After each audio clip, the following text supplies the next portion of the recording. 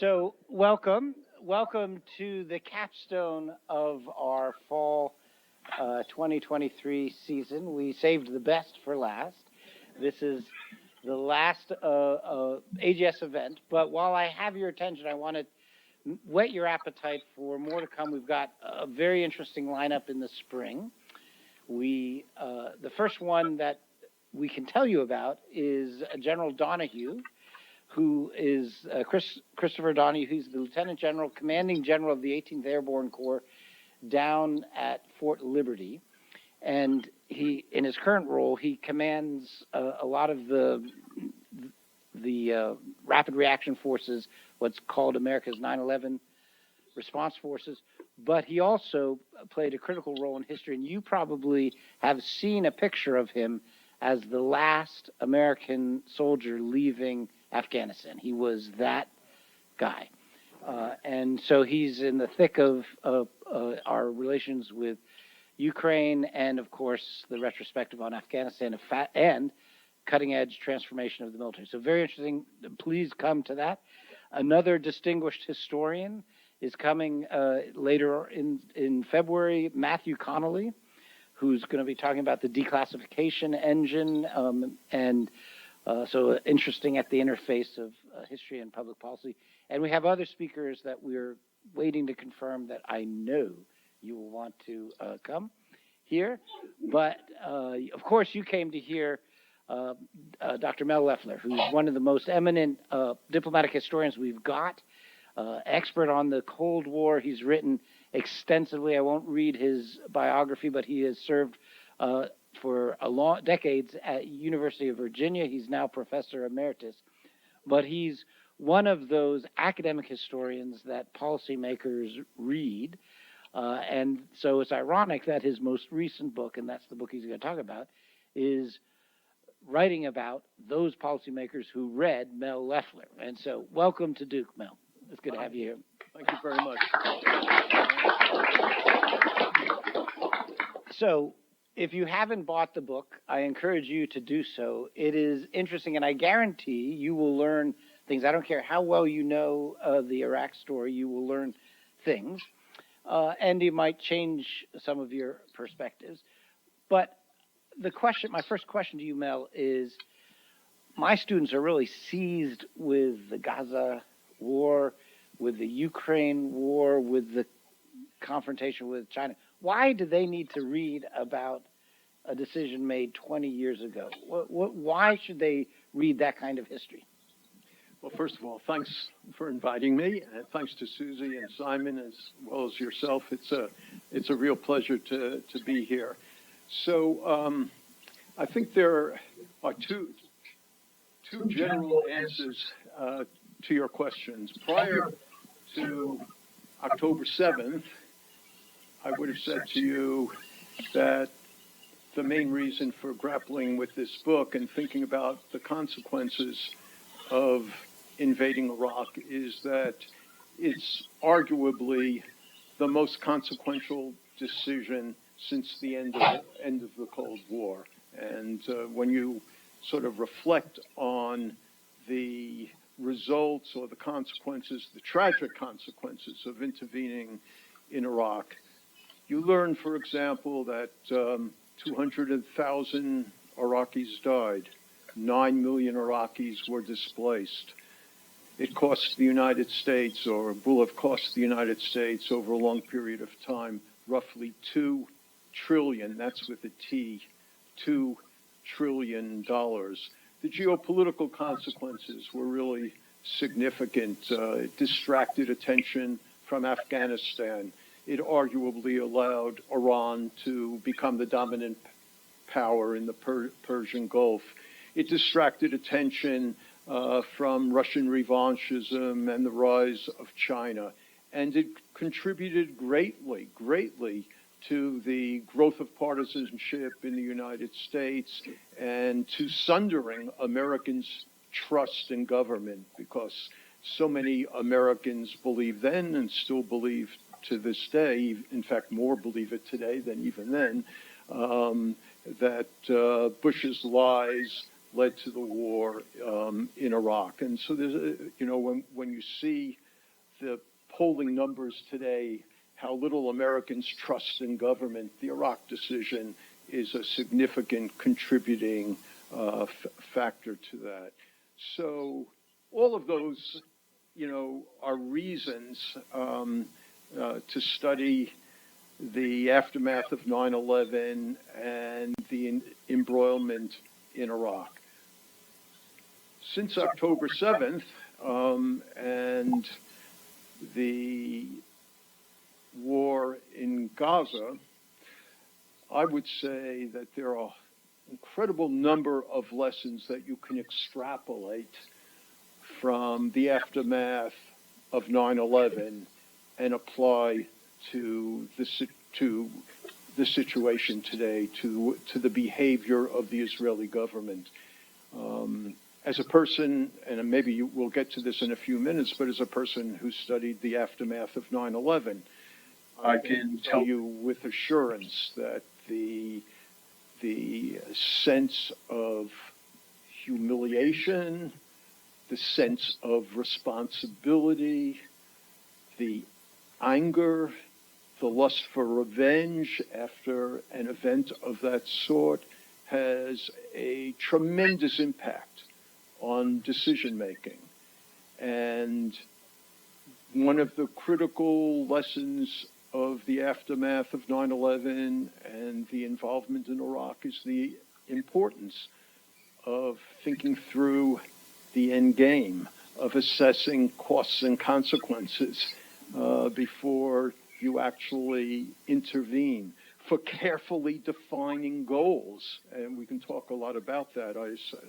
That's one of the problems in the Iraq situation, that there was disparity amongst the top policymakers over what was the real goal in Iraq. So there are, a whole bunch of lessons. One of the most important, rethinking core assumptions, what we all read in the newspapers last week, that one of the basic core assumptions of the Israeli government was that Hamas did not have the capability and therefore would not engage in the type of aggressive action that occurred. One of the core, and Israelis didn't rethink that despite information to the contrary. One of, the overriding core assumption of President Bush and all of his top advisors was that Iraq possessed or could quickly develop biological and chemical weapons, or restart their atomic program as well. That core assumption was not ever interrogated, although, as I show in my book, there was good reason for it to be interrogated even at the time. So the need to sort of rethink core assumptions is, an extraordinarily important lesson that one should extrapolate from this situation. Now, I'm waiting for Ernie May to rise from his grave and punish me, but isn't you invoked the 10-7? Isn't the analogy Israel into Gaza is like U.S. into Afghanistan, and if Israel chose to confront Iran, that would be like Bush choosing to confront Iraq. Is that a better analogy?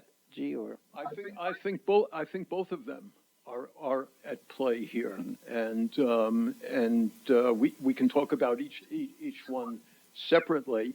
I think that it would make a lot more sense if the Israeli government really thought deeply about the way the United States initially operated in Afghanistan, which was not a full-scale invasion, which was to use force very selectively and actually to engage the Northern Alliance as a critical partner to overthrow the Taliban government, and then went after al-Qaeda operatives pretty much selectively, targeting them.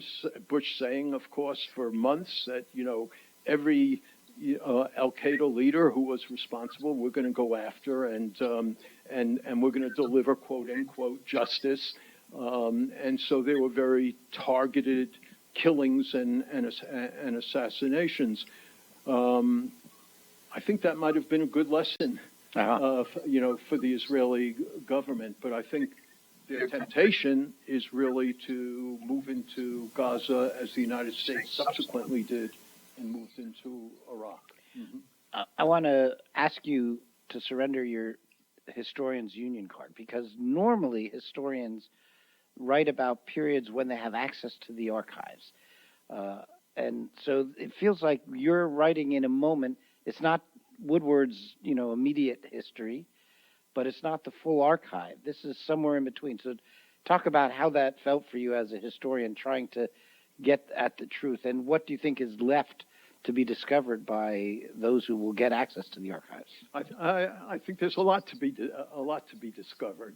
So I would never claim that this is going to be the last word on the invasion of Iraq.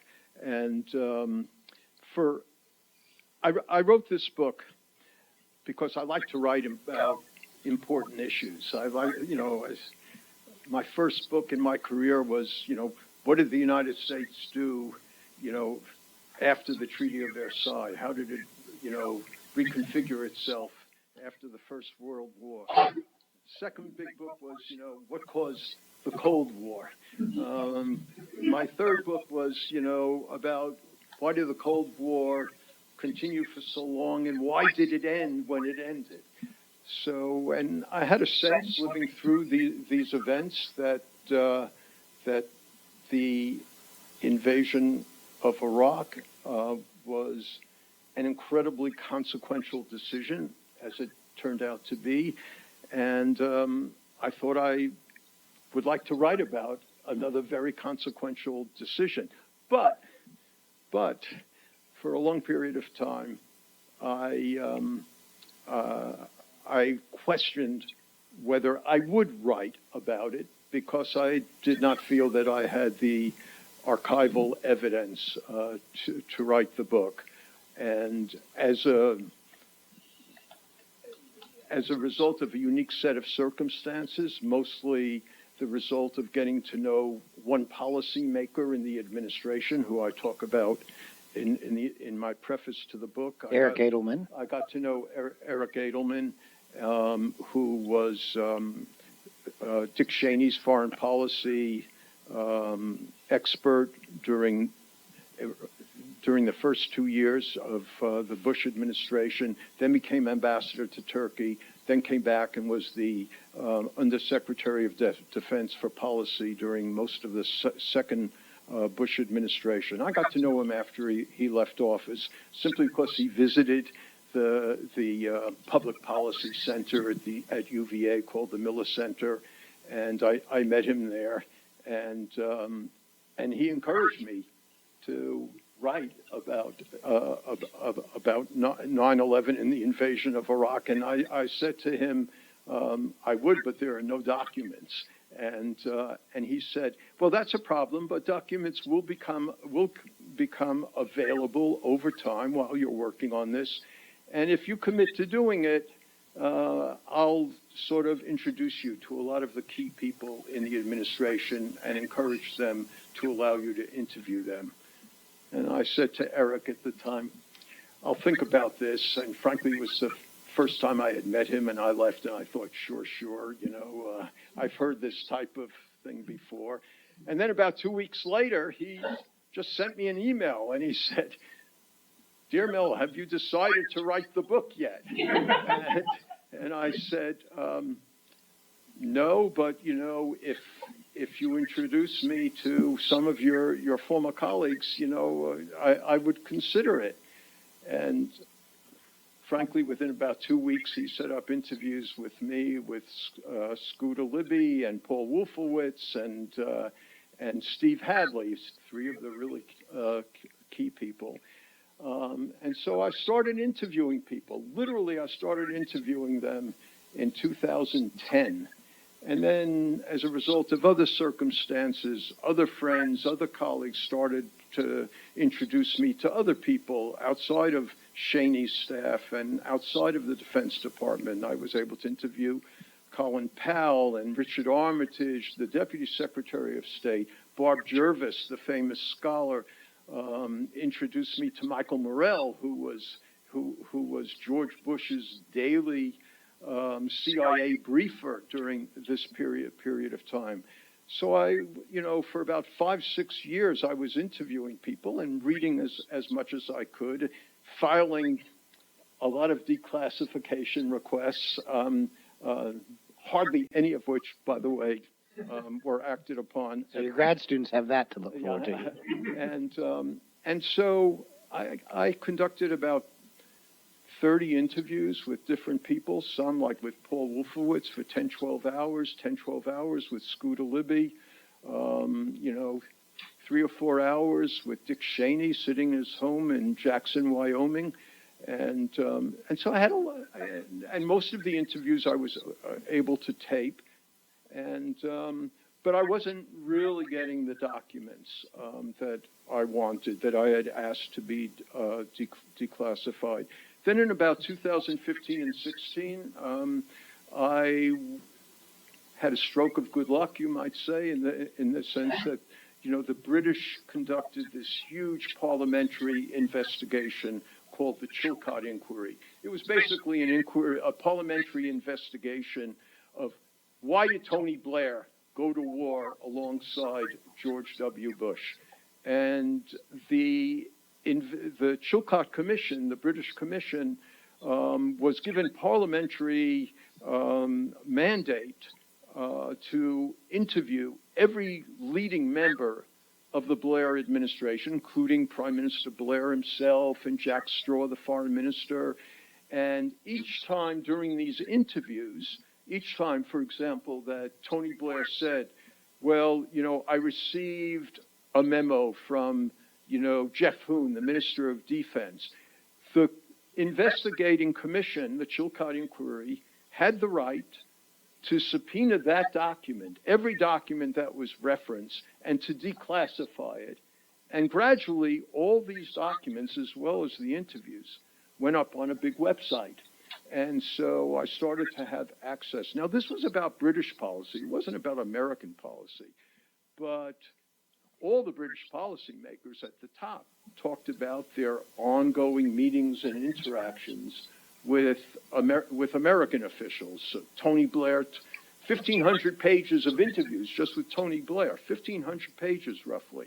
He talked a lot about his meetings and phone conversations with Bush.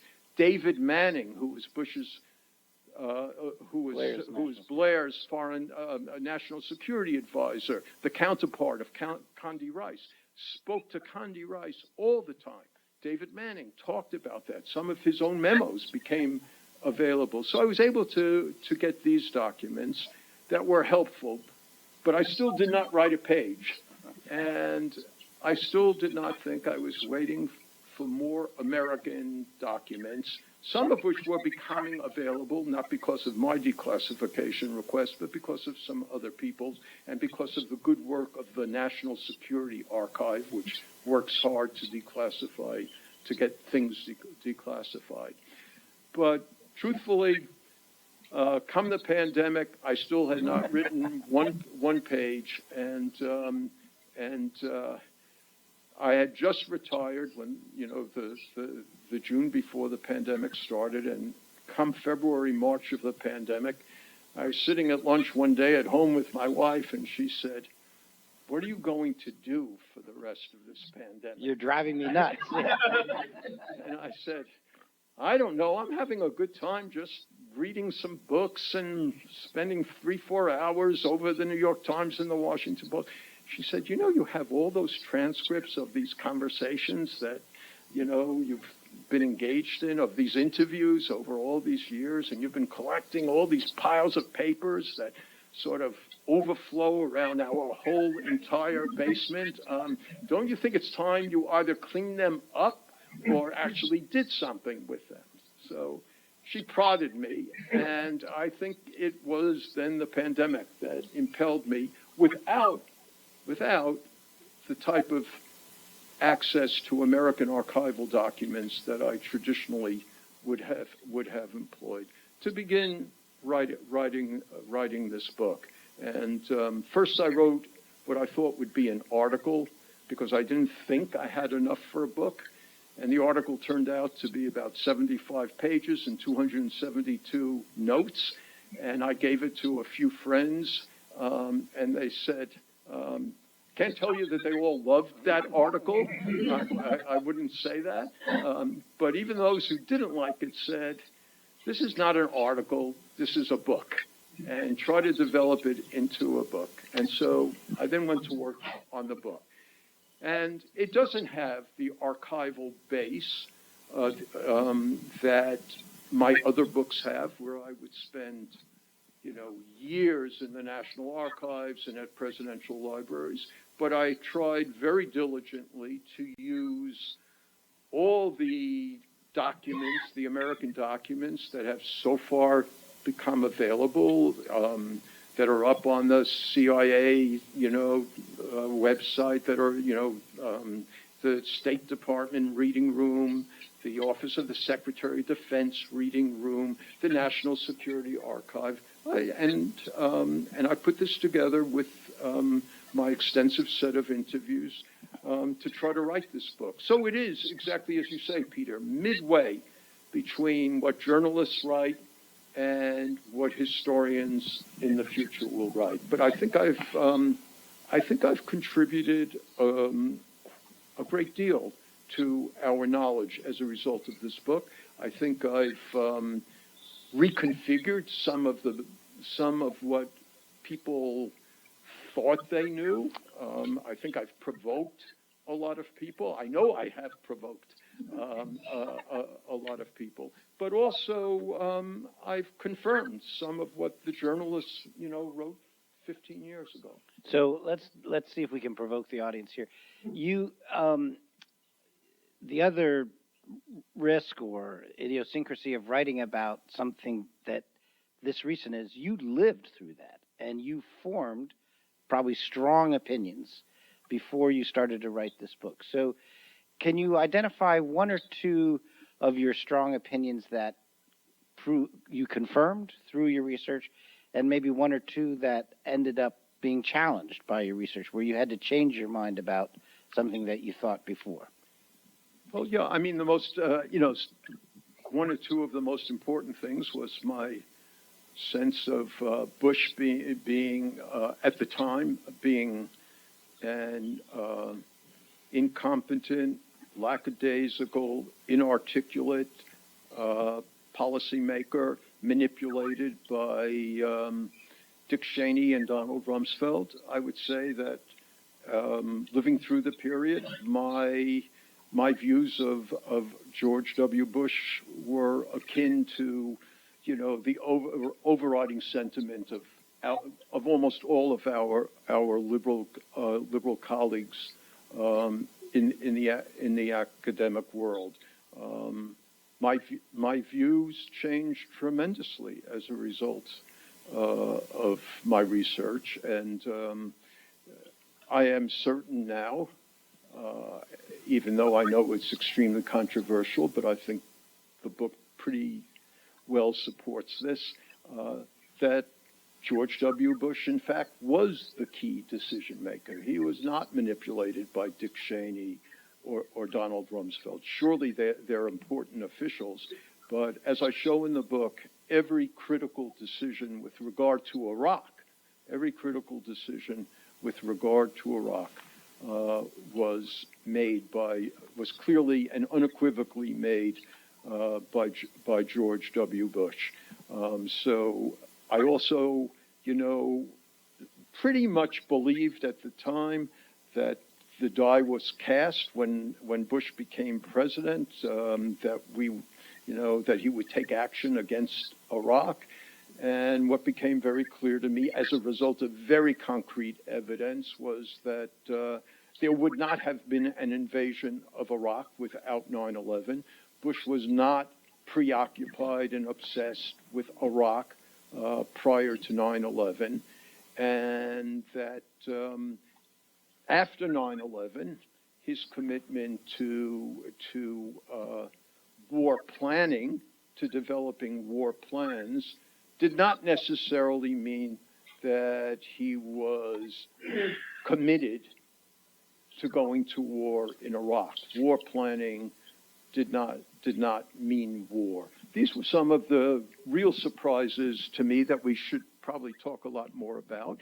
What I felt at the time that was confirmed was how ineptly and incompetently the invasion, occupation, and governance of Iraq was in the immediate aftermath of the invasion. That's what I felt at the time, and the incompetence of the early months of the occupation was more than just confirmed. And I think in the last chapter of my book, I write a devastating critique of what the administration tried to do and failed to do in Iraq during the first few months of the occupation that contributed so heavily to the insurgency and to the intractable war that followed. What about some of the other ideas that are out there in the popular imagination? I'm not saying you held them before, but the Bush lied, people died kind of caricature that says this was all premised on known lies, not intelligence failures, but known lies.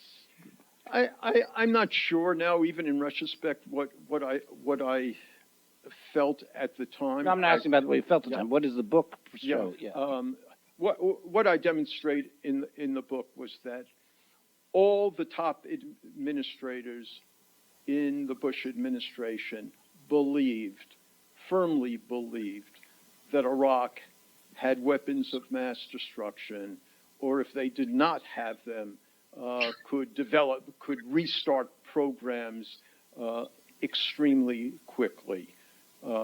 And I think that the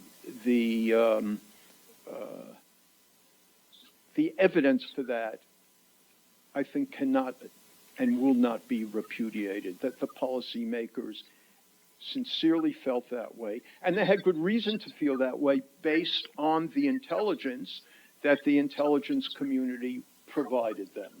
So the intelligence analysts were telling them, the top policymakers were telling them that Iraq had chemical or biological programs underway, or if not underway, could be restarted very, very quickly. Now, there was clearly ambiguity in the intelligence community, and I sort of illuminate in October 2002 an extraordinarily interesting sort of moment, you might say, in this whole process of information processing, when Donald Rumsfeld actually asked his chief of intelligence, October 2002. At the same time, the NIE, the famous NIE, was being written. The NIE is really not terribly consequential in terms of what policymakers knew. In the executive branch. What motivated policymakers. The NIE, which has attracted so much attention, was really written for Congress. Yes. It was not written for policymakers. And but at the same time, and first of all, I explore what the policymakers knew month by month, or thought they knew as a result of the intelligence that was being provided. But what's so interesting about this moment in time in October 2002, Donald Rumsfeld said to the head of intelligence on the Joint Staff, what do we really know about Iraqi intelligence? And General Schaefer wrote him back about a 12-page memorandum, which Rumsfeld himself declassified, which is really amazing, because and it went up on Rumsfeld's website. It's attracted very little attention, but it's an amazing memo, because General Schaefer writes him.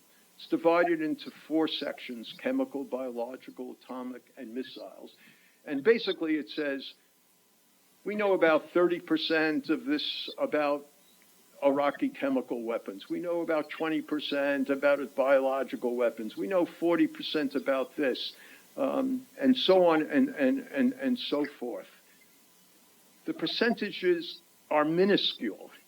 And then he writes, one of the last sentences of this long memo is, so, Mr. Secretary, you'll see that we don't know how much we don't know, and which was to play on Rumsfeld's predilections. And Rumsfeld wrote at the time a snowflake that he sent, which his short memos that he sent to top people, a snowflake to the chairman of the chairman of the Joint Chiefs, General Myers.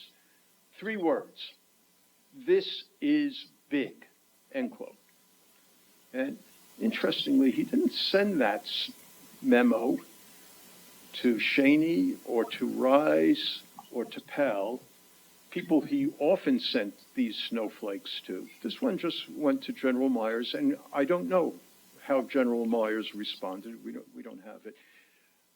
So when I say they believed there were weapons of mass destruction, but they also had reason to question whether there were weapons of mass destruction, and they did not. And I try to explain in the book, and I very much embrace the arguments here that Bob Jervis presented, long ago. Why didn't the policymakers, and I've talked to the policymakers, why didn't you question your core assumptions that they had it, that Iraq had weapons of mass destruction? And for the most part, they all say the same thing. And as a historian, actually, as they spoke to me, it sort of resonated. Because what did they say? They said, we didn't question it because we knew certain things with absolute certainty. What did we know? We knew that Saddam had weapons of mass destruction. We knew that he had used his weapons of mass destruction. We knew that he had lied about his weapons of mass destruction. We knew that he had concealed his weapons of mass destruction. And we knew that when we found out information in the early 1990s about his previous developments, we hugely underestimated how much progress he had made. So these were the reasons, essentially, why we didn't really re-examine our core assumptions. That leads nicely to my next question. I was struck by where you begin the book, because you focus attention on something that many of my colleagues sort of skip over, and in their discussions when they talk about Iraq, and that is you focus on Saddam Hussein. So that's where you begin the book. Why did you begin there? It was an unusual choice for the genre. I began there because my instinct told me that if you're going to invade another country and you think they have weapons of mass destruction, you want to know something about the leader of that country, and whether there's reason why people believed what they did about Saddam Hussein. So I wrote so I wanted to know, who was Saddam Hussein? What was he trying to do? What were his motives? Was he as sinister, dangerous, ominous as policymakers portrayed him? And I thought it was important to sort of understand what Saddam Hussein was trying to do, had been trying to do.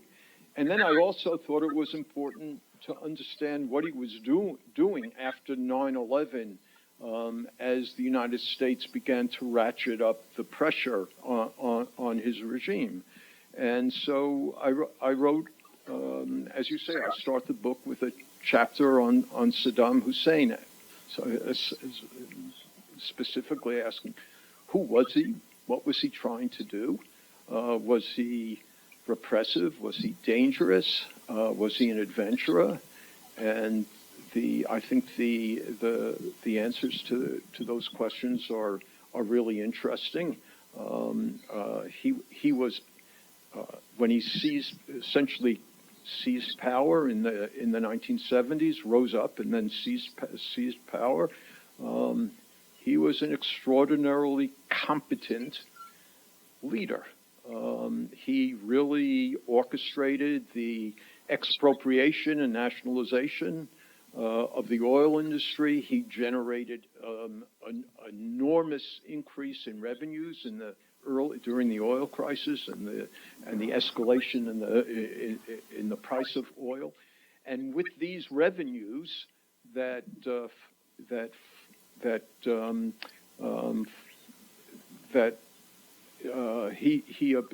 he obtained in the middle and late 1970s, he generated extraordinary economic growth, industrial growth, agricultural diversification.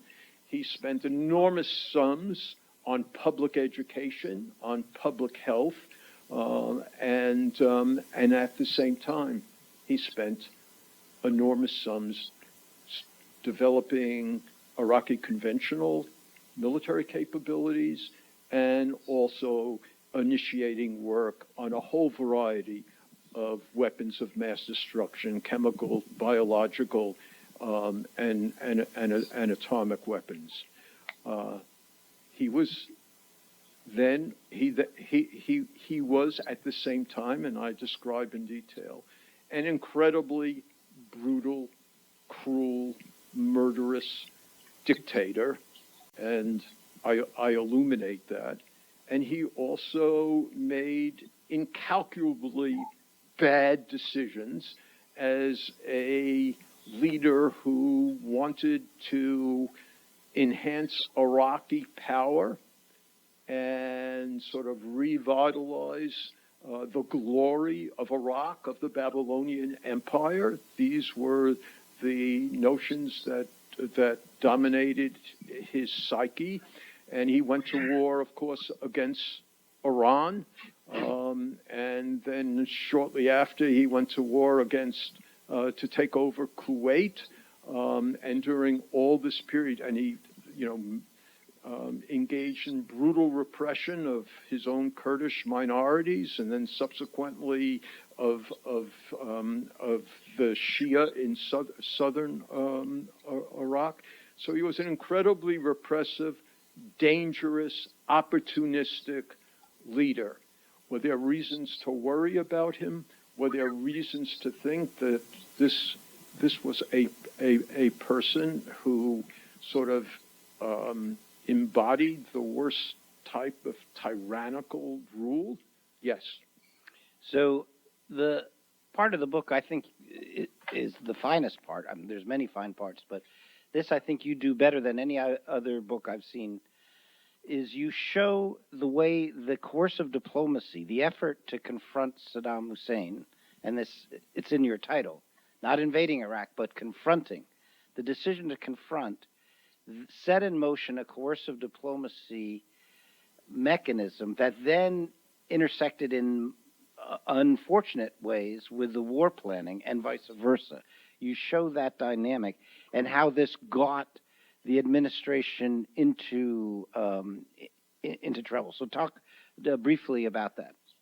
Well, thanks so much for asking that, because that's critical to the entire book, and often, readers miss that important aspect. So I'm so glad you caught the title, Confronting Saddam Hussein. And I purposefully embraced that title, or designed that title, because I think it was uncertain in George W. Bush's mind whether he was going to invade Iraq. And what he wanted to do was to confront Saddam Hussein. And what I tried to show in the book was the ambiguity of his goals in terms of confronting Saddam Hussein.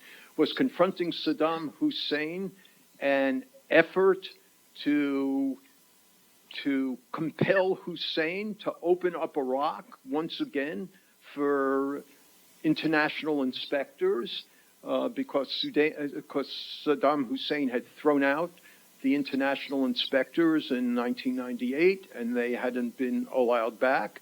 And even after 9/11, Saddam Hussein refused to allow back the international inspectors, which he was obligated to allow as a result of the end of the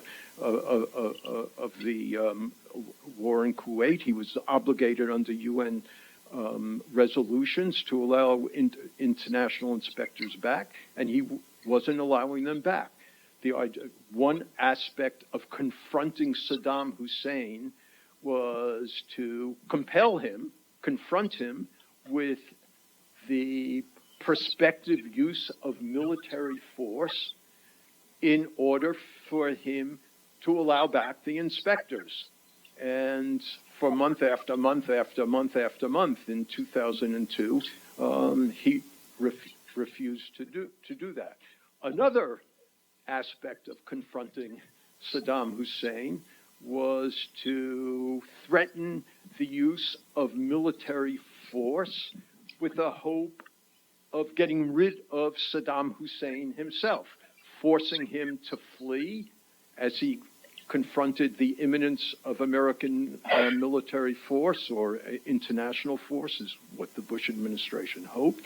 Not only American, but allied forces as well, would force him to flee, or confronting Saddam Hussein might mean, if things worked well, catalyzing his opponents inside, military leaders inside Iraq, to assassinate Saddam Hussein. The 45 caliber solution was called. Right. So, and one of the problems here in confronting Saddam Hussein that I write in my book, that's really critical to decision making, is Bush himself. Bush himself did not resolve in his own mind what was his priority. Was his priority really regime change? Or was his priority ascertaining whether Saddam really had weapons and forcing him to relinquish those weapons if he had them? And these things were not the same. And he was unable to decide on the priority. Notice, and I write in the book, that when war planning began, Donald Rumsfeld and General Franks, who was the head of CENTCOM, the key sort of war planner, you might say, Rumsfeld and Franks, right at the beginning, said in December 2001, when war planning began, overriding goals, this is important to keep this in mind, overriding goals are two: weapons of mass destruction, regime change. And I think that accurately summed up what was on Bush's mind himself. Now notice in this, which is very important in terms of the whole narrative about Iraq, promoting democracy was not one of the goals. And that was never Rumsfeld or Franks' goal. What I try to show in the book is that although Bush was motivated by these other two goals, WMD and regime change, Bush believed that if he went to war in Iraq, if he finally went to war, if Saddam did not capitulate, you might say, and if he went to war, President Bush did want something like democracy, broadly defined, freedom to evolve. He did want that. But what I also show in the book that is incredibly important is that Donald Rumsfeld and General Franks didn't care at all about promoting democracy in Iraq. And they never did anything to really plan for that. Although there was extensive planning about military planning about how to defeat Saddam's armies if we went to war, there was very little military focus, very little military assessment of what it would take to promote democracy, which Bush himself was interested in. So you have this setup of confronting Saddam Hussein, in which you have these two competing objectives, WMD and regime change.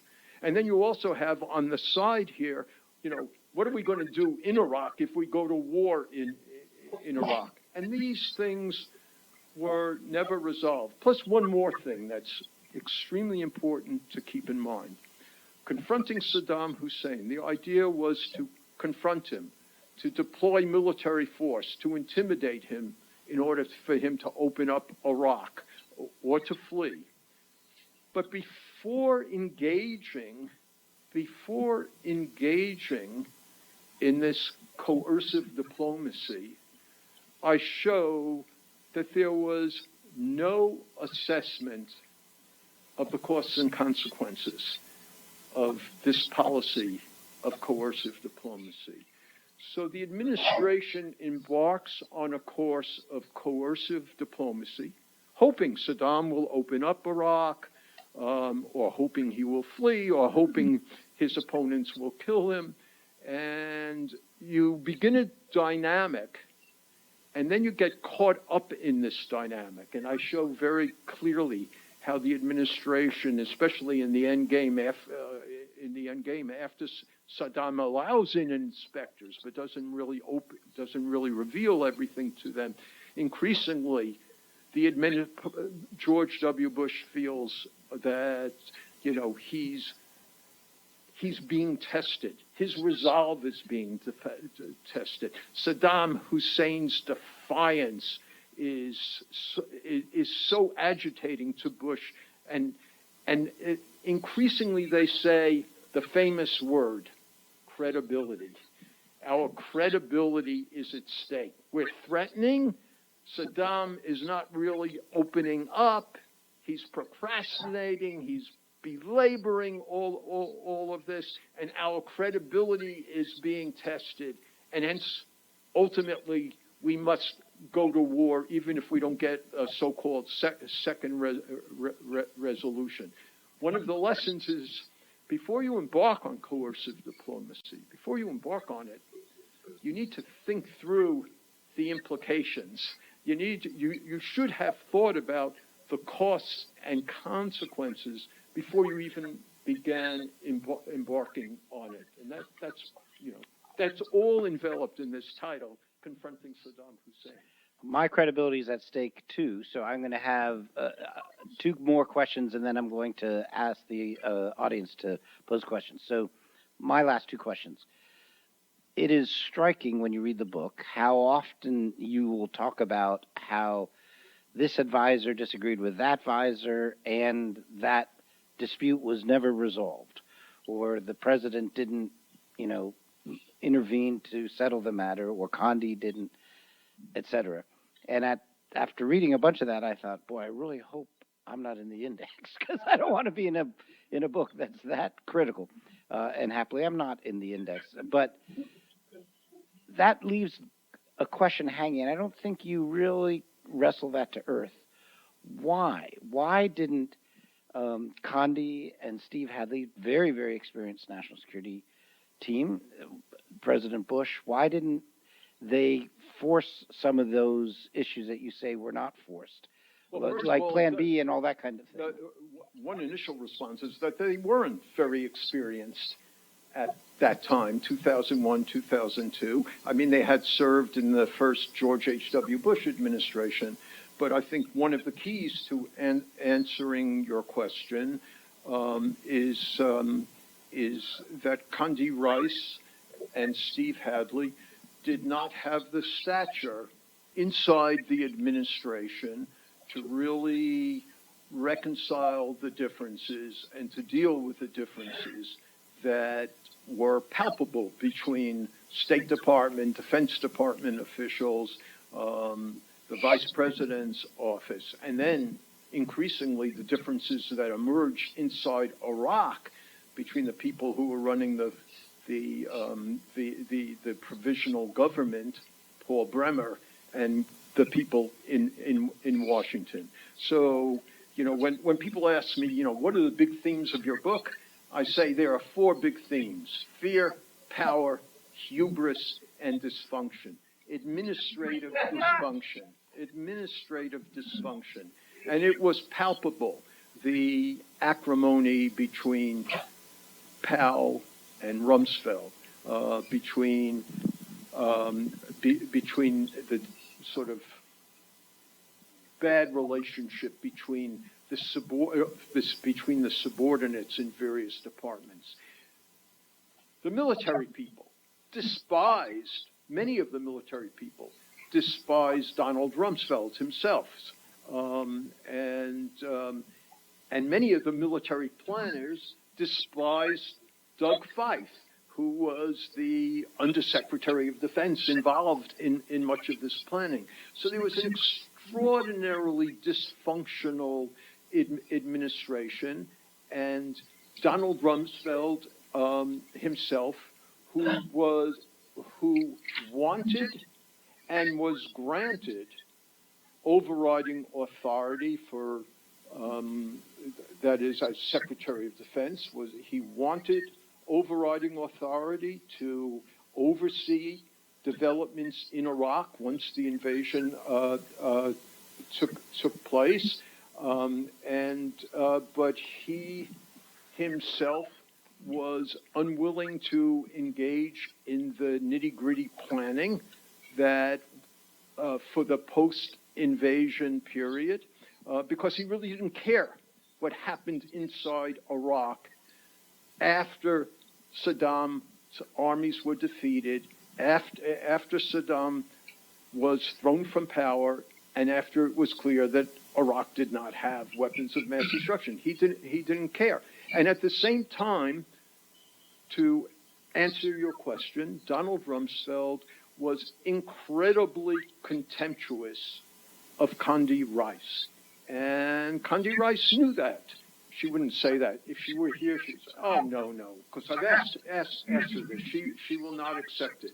But even with the information that we now have available, and I present some of it in the book, Donald Rumsfeld wrote snowflakes to her, unlike any I've ever seen a top policymaker write. I mean, at one point he writes to her and says, essentially, if you don't do X, I'm going to tell the president. And it's like, a school, the school teacher saying to the child, if you don't behave yourself, I'm going to tell your mother. And the contempt that Rumsfeld often manifested toward Condi Rice had a pernicious effect on her ability to coordinate. The concrete illustration of this was that at a critical period of time, in March of 2003, like about 10 days after the invasion, the acrimony in Washington was so great, and Condi Rice acknowledged, we are shutting down the NSC machinery, the National Security Council machinery in Washington with regard to Iraq decision-making, and it will take place inside Iraq. We will just let the people in Iraq, who Bush is appointing, like Paul Bremer, make the key decisions. Why? Because she was unable to resolve the disputes in Washington. So my colleagues and students' bingo cards won't be complete unless I ask this question, and so I will ask this question, and then I'll look for people to raise their hands. I'm curious when you end the book. You end the book without sort of taking to the end of Bush's term, and so you don't cover the surge. Do you think some of your last chapter would be different if you wrestled with that? Because the same team that did all this dysfunction manage to pull off a much more, a very difficult decision. I think the key was that you came into the Yeah. administration subsequent to That's this. why. You solved all the problems. I mean, they brought in Peter Fever, and everything got all, was straightened out. That's what we teach here at Duke, but I was just curious. Well, I purposefully ended it in August 2003 when the UN headquarters were blown up in Baghdad. And the head of the UN team was killed. I thought that signified the onset of the insurrection, and was illuminated finally why things had gone so bad. And I think that when we assess the Iraq war situation, the most important thing is, why did we go to war? Why did it turn out so badly? And it really did turn out badly, in my opinion. And that was manifest by August 2003. And that's what I thought was the most important thing. Now, folks like Peter, my good friend, and Steve Hadley, they want to focus on 2007 and 2008 and tell you, as Dick Cheney said to me, it all turned out just fine. It turned out fine. We conducted the surge, and it was pretty much successful. Things were starting to improve, and then Barack Obama came in and screwed it all up. I mean, that's sort of the short narrative. And I think, actually, the surge pretty much did work. I would be very complimentary of the surge. But what I would say is that the importance of the invasion of Iraq was not the success of the surge. The importance of Iraq in history was the tragic consequences of the invasion when it went awry. And that's what I think is important to know, and that's why I ended. Okay. So, Jasper, you have the mic, and are you the mic runner and asking the first question? Oh, you're the mic runner, and you have the mic. Okay, go. Hi, Dr. Leffler. Oh, thanks, first of all, for coming out and speak with us. My question was about, you mentioned, coercive diplomacy up to the decision to invade. I was wondering, why was the U.S. not able to, properly communicate the threat that they were going to invade? Because I'm assuming that, Hussein would know that if the U.S. invaded Iraq, they would win. Why was that not able to be communicated effectively, and why did we not, try even harder to communicate that rather than before, going to war? Well, that's a great question. The truth is, it's you need to get into the mind of Saddam Hussein in order to understand that. Most people would have thought that Saddam Hussein would have realized that there was going to be an impending invasion and that his regime would be destroyed. But all the evidence that we have thus far, and I'm perfectly willing to admit this could change, but the evidence we have from Iraqi sources, not from American documents, not from British documents, but from what we've learned from Iraqi sources and from interviews with many of Saddam's military and policy advisors, was that to the very end, Saddam Hussein did not think that the United States would engage in a full-scale invasion of Iraq. He had a fundamental belief. This is important to think about. He had a fundamental belief that the United States was cowardly, that Americans would not risk large casualties, that they would not march to Baghdad, where they might suffer significant losses. Why did he feel that way? And he often said to others, look what the Americans, what had happened, in East Africa in the early 1990s, in Iraq, even in Iraq, did the Americans march to Baghdad in 1990 when they could easily have marched to Baghdad? No, the Americans don't want to incur large casualties, and therefore, yeah, maybe they'll bomb, maybe they'll invade southern Iraq, but they're not going to override the regime. This is what he apparently was telling his top people until the very, very end. So the assumption, to answer your question, is that to my mind, any rational person, any rational leader would have thought, well, this is going to be consequential, but he did not think that. And to be fair to Saddam Hussein, that's a great quote there. To be fair to Saddam Hussein, the French and the Russians were telling him that they weren't going to let the war happen, right? So, well, he was. I don't know if they were explicitly saying that to him, but he was counting on their obstruction at the UN to stymie the American invasion. Yeah. Mm-hmm. Lauren, next. Thank you so much for being here. It's been really great to hear about all of your work. And I was curious, given that you've had such an in-depth look at just all of the policymaking, the foreign policymaking that goes on, particularly within the American executive branch, I wanted to ask you of something about a concept that I learned in another program in American Grand Strategy course, U.S. Politics of Foreign Policymaking. Actually, Jack and I are in together. We've looked at a lot of cases where we found that just like agreement among decision makers in the cabinet, in the war room, is dangerous because it sort of leads to this lack of consideration of like options, flaws in plans, so on and so forth. So we sort of concluded that dissent is good. But I wanted to ask, at what point does that dissent turn into the acrimony that you were discussing that can then also harm the operation?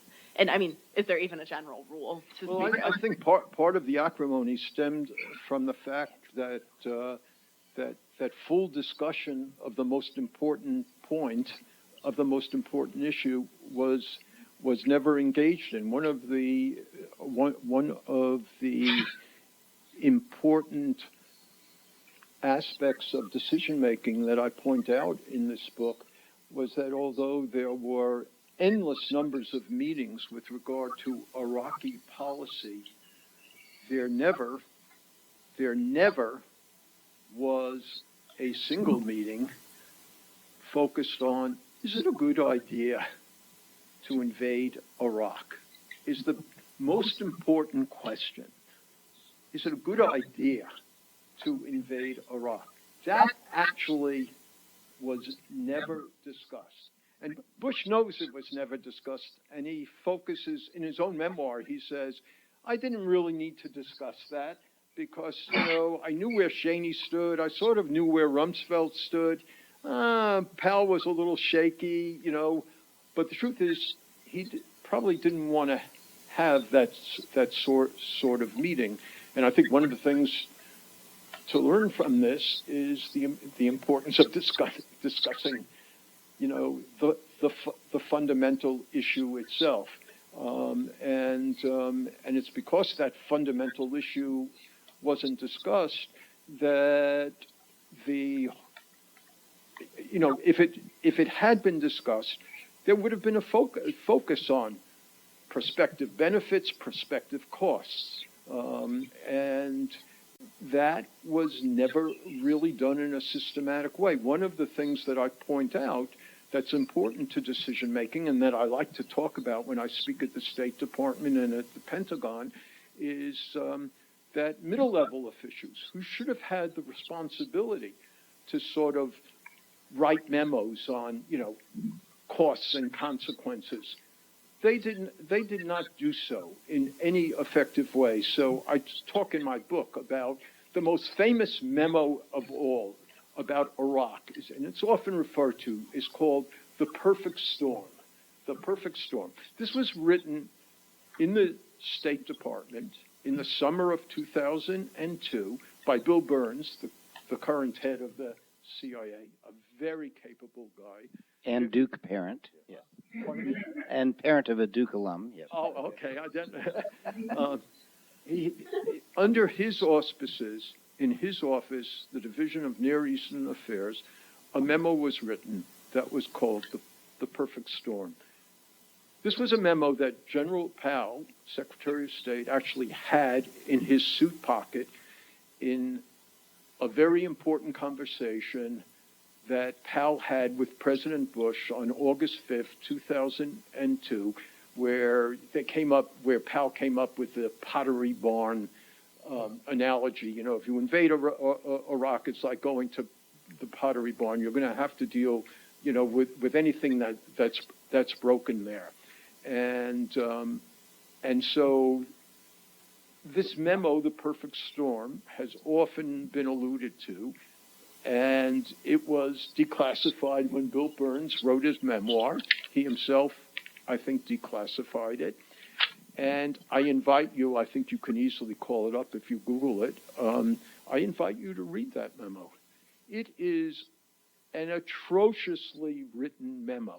The Perfect Storm. It's divided into three parts.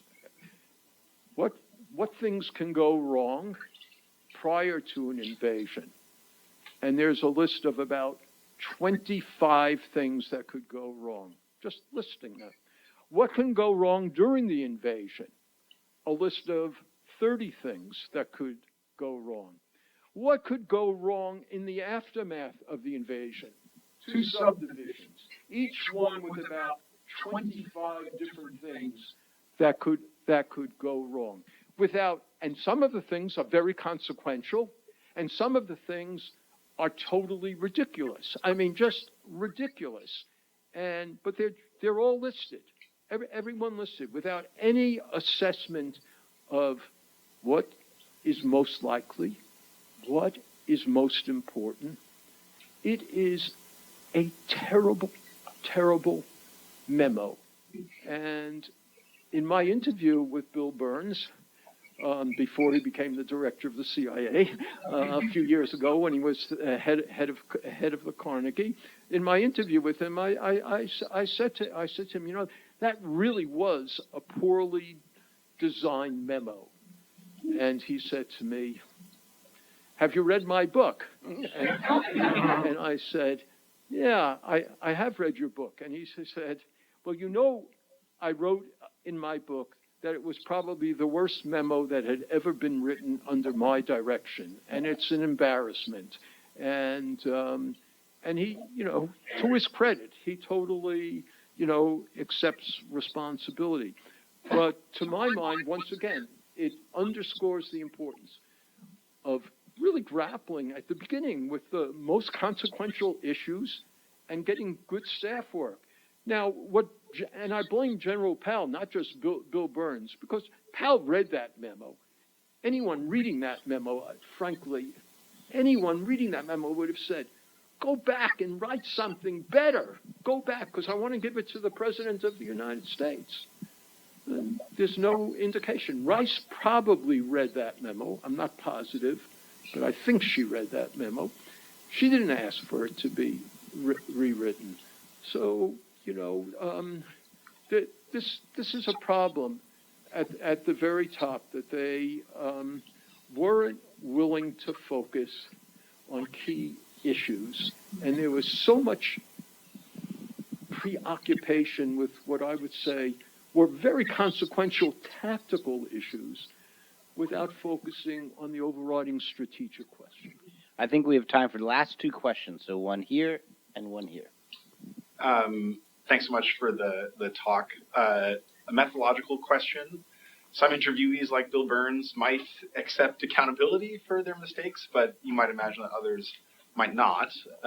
So I'm curious to hear you reflect a little bit about the challenges of writing a book that is so heavily based on interviews. Like, more specifically, like, was there something perhaps that you heard in an interview that you thought might be an important part of the story, but was challenging to sort of verify or cross-check, and that maybe you decided to leave out. So let's get this question as well. We'll get them both on the table, and you can answer both in turn. Yeah. Hi, thank you so much for being here. So you talked about how the U.S. was trying to intimidate Hussein to open up Iraq or force him to flee, but was there not a better understanding of who Hussein was in the first place? Why didn't the U.S.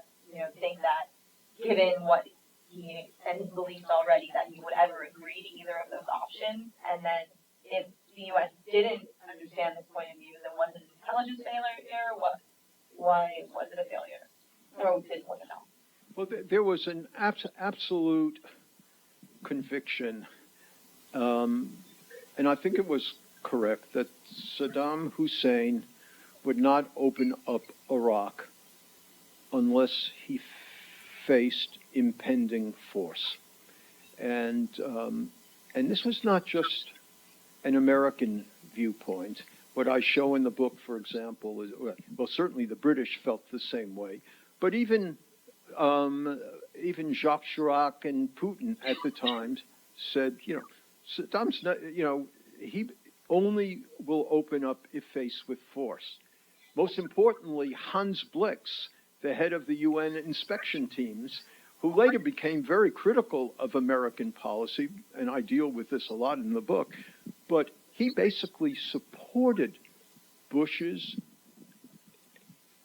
engagement in coercive diplomacy because everyone believed that Saddam would not open up Iraq for inspections unless faced with force. So then the question became, proper question was, do we want to live with all the uncertainties of not knowing whether he does or does not have weapons of mass destruction? And if we don't want to live with that ambiguity, which they decided